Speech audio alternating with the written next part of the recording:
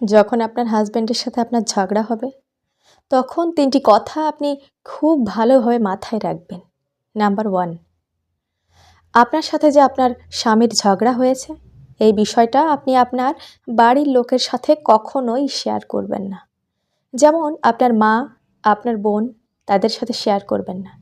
যখন আপনি আপনার সাথে আপনার স্বামীর ঝগড়া হওয়ার বিষয়টা আপনার মা বোনের সাথে শেয়ার করবেন, তারা হয়তো তাৎক্ষণিক আপনার কান্না দেখে, আপনার কষ্টটা দেখে আপনাকে কিছু বুদ্ধি দিতে পারে। সেই বুদ্ধিগুলো কিন্তু আপনার জন্য সেই সময় পারফেক্ট হবে না, কারণ আবেগের বশবর্তী হয়ে মানুষ বিভিন্ন রকম ভুল সিদ্ধান্ত নেয়। আর তৎক্ষণাৎ যদি আপনি ওই সিদ্ধান্তগুলো নিয়ে ফেলেন, তাহলে পরে কিন্তু আপনাকে পস্তাতে হবে।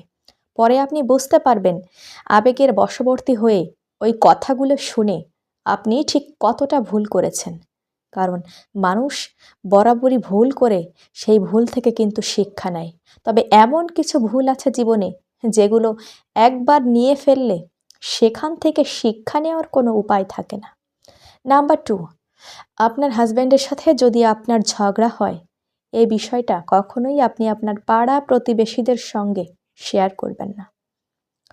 আপনি যখন আপনার স্বামীর সাথে হওয়া ঝগড়াগুলো পাড়া প্রতিবেশীর সামনে বলবেন, তখন কিন্তু তারা এই বিষয়টার মজা নেবে। আপনার পিছনে আপনাদের সম্পর্কে বিভিন্ন রকম কথা বলবে, আপনাদের সম্পর্ক নিয়ে প্রশ্ন তুলবে। তাৎক্ষণিক আপনার সামনেই আপনাকে কিন্তু ভালো সাজানোর চেষ্টা করবে। আপনার সামনে আপনার স্বামীর সম্পর্কে খারাপ খারাপ কথা বলবে। আপনাকে বলবে আপনি অনেক ভালো, আপনার কোনো দোষ নেই। অথচ সেই মানুষগুলোই যখন আপনি সেখান থেকে চলে যাবেন, তখন আপনার সম্পর্কেও খারাপ কথা বলবে।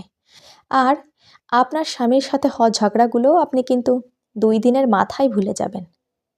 কিন্তু সেই পাড়া প্রতিবেশী তারা কিন্তু ভুলবে না। তারা ওই কথাগুলো মনে রাখবে। যখন আপনার সাথে তাদের ঝগড়া বাঁধবে, আপনার সাথে একটু মনোমালিন্য হবে, ঠিক তখনই তারা কিন্তু আপনাকে কথাগুলো শুনিয়ে দেবে।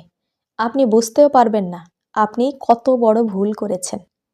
এই ভুলটা একটা মারাত্মক ভুল, যে নিজের ঘরের কথা পরের মানুষকে বলা। এটা আপনার জীবনের সবথেকে বড় ভুল হবে। তাই সবসময় অ্যালার্ট থাকবেন। নিজের ঘরের কথা কখনোই যেন নিজের পাড়া প্রতিবেশী না জানতে পারে। নাম্বার 3, যখন আপনার স্বামীর সাথে আপনার ঝগড়া হবে, তখন ওই ঝগড়াটা যেন আপনার বেডরুমের বাইরে না যায়। যখনই ঝগড়াগুলো আপনার বেডরুমের বাইরে যাবে, তখনই দেখবেন আপনার সম্পর্কটা টানাপোড়েনের মধ্যে চলে যাবে। যখনই দেখবেন আপনার ঝগড়াগুলো আপনার বেডরুমের বাইরে চলে যাবে, তখন আপনাদের মধ্যে সেই আগের মতো আর মিল বন্ধন থাকবে না। নাম্বার 4, যখন আপনার হাজব্যান্ডের সঙ্গে আপনার ঝগড়া হবে, তখন আপনি রান্না বন্ধ করবেন না। কারণ আমরা অনেকেই মেয়েরা আছি, যখন হাজব্যান্ডের সঙ্গে ঝগড়া হয়, তখন কিন্তু রান্না বন্ধ করে দিই, নিজে খাওয়া দাওয়া বন্ধ করে দিই। স্বামীর সাথে ছনছন করে কথা বলি, কথা বলতে চাই না, বিভিন্নভাবে বুঝিয়ে দিই আমরা তার উপর কতটা রেগে আছি। তার বিভিন্ন কথায় রাগ দেখানোর চেষ্টা করি, সে যেটা বলে ঠিক তার উল্টোটা করার চেষ্টা করি। কিন্তু এটা ঠিক নয়। যখন হাজব্যান্ডের সাথে খুব বেশি ঝগড়া হবে, তখন তার পছন্দ মতো খাবার রান্না করুন। হয়তো সাময়িকভাবে অভিমান করে তার সাথে কথা না বলতে পারেন, কিন্তু কখনো রান্নাটা বন্ধ করে তাকে কষ্ট দেবেন না। সব সময় তার পছন্দ মতো রান্না করবেন, আর তার সামনে যখন এনে দেবেন, তখন সে বুঝতে পারবে যে সে আপনার সাথে ঝগড়া করা সত্ত্বেও আপনি ঠিক তাকে কতটা ভালোবাসেন, যার জন্য তার পছন্দের আর মজার মজার খাবার রান্না করেছেন। তখন দেখবেন আপনার স্বামী আর আপনার উপর রেগে থাকতে পারবে না, আপনার সাথে খুব ভালোভাবে কথা বলবে আর আপনাকে তার কাছে টেনে নেবে। সবসময় যদি এই বিষয়গুলো মাথায় রাখেন, তাহলে দেখবেন আপনার সংসারটা সুখের আর শান্তিতে ভরে যাবে। ভালো থাকবেন, সুস্থ থাকবেন।